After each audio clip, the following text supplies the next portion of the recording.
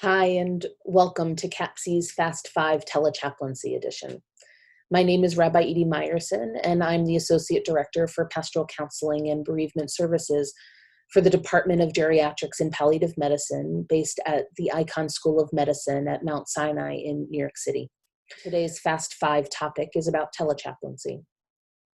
As chaplains and spiritual care providers, our go-to, if you will, is the patient's bedside. That is where we're called. We sit by the bedside. We're quiet. We're listening to what is said and what is not said. We support people in the fears and pains of serious illness and the traumas of hospitalization. We bring comfort and presence to those who are suffering, whether they are patients, loved ones of patients, or staff. During the COVID pandemic and a time where physical distancing is highly recommended, being at the bedside 6 feet away with a mask covering our face is hard. Video conferencing and speaking over the telephone can present more challenges. And so this Fast 5 session will highlight telechaplaincy and how to navigate our roles while maintaining our chaplain identities and the authentic presence we try to honor with every encounter we have. Let's start with the technical, as that can sometimes give us a bit of anxiety. So when I think technical, I'm thinking about my setting. Am I working in the office? Am I working from home? Either way, a few things to keep in mind. If you're using a video conference for a visit, first you want to make sure you have a good internet connection from wherever you're calling in. Practice playing around with the settings. Set up a meeting with a colleague or a friend to test things out. Practice adjusting the camera so you can sense how close to the camera you are. And how you're, and to be able to see your face. Remember, this is a pastoral visit, not a facial at the spa. Make sure you know how to mute and unmute yourself. Let your friend and colleague give you feedback and advice on how they experience you through the screen. What I found in my telechaplaincy work, whether it's over the phone or over video conference, I have to be intentional in a different kind of way. Regardless of whether it's a cold call or referral, don't be afraid to honor the reality. I wish we were able to meet face to face, or I'm sorry, this is how we have to meet. It's still really nice to be able to meet you.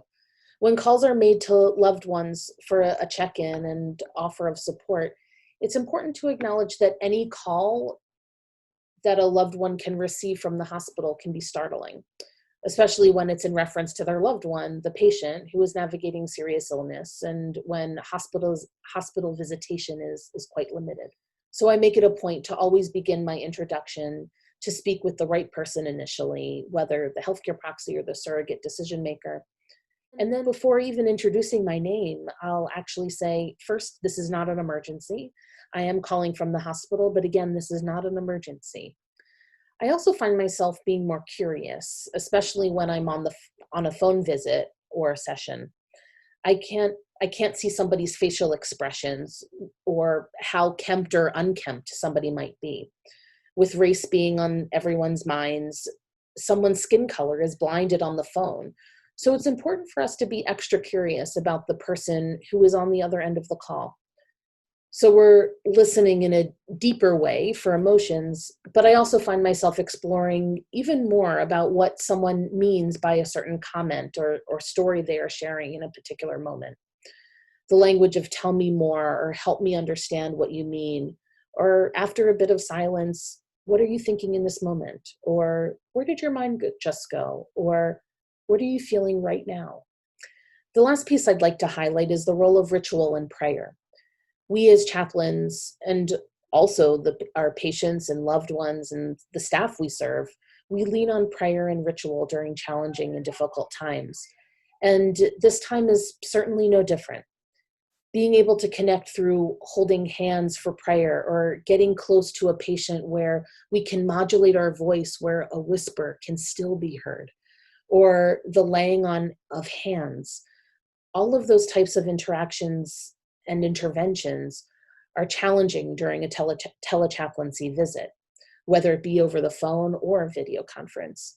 This forces us to be creative with our use of words and also with how we give direction during a ritual. So for example, I've adapted the blessing of the hands where rather than holding hands with the person before me, I'll invite the person to take one or both of their hands and place them over their heart to take in and receive the blessing. You can do this with patients, loved ones, just the same. Inviting someone to close their eyes or soften their gaze, inviting someone to take a few deep breaths with you, inviting someone to connect within their own body. A simple spin and empowerment through language can still allow for a connected space and moment, which is ultimately what ritual is, an opportunity to mark time and space. And so that concludes CAPC's Fast 5 Telechaplaincy edition. Thank you for your time.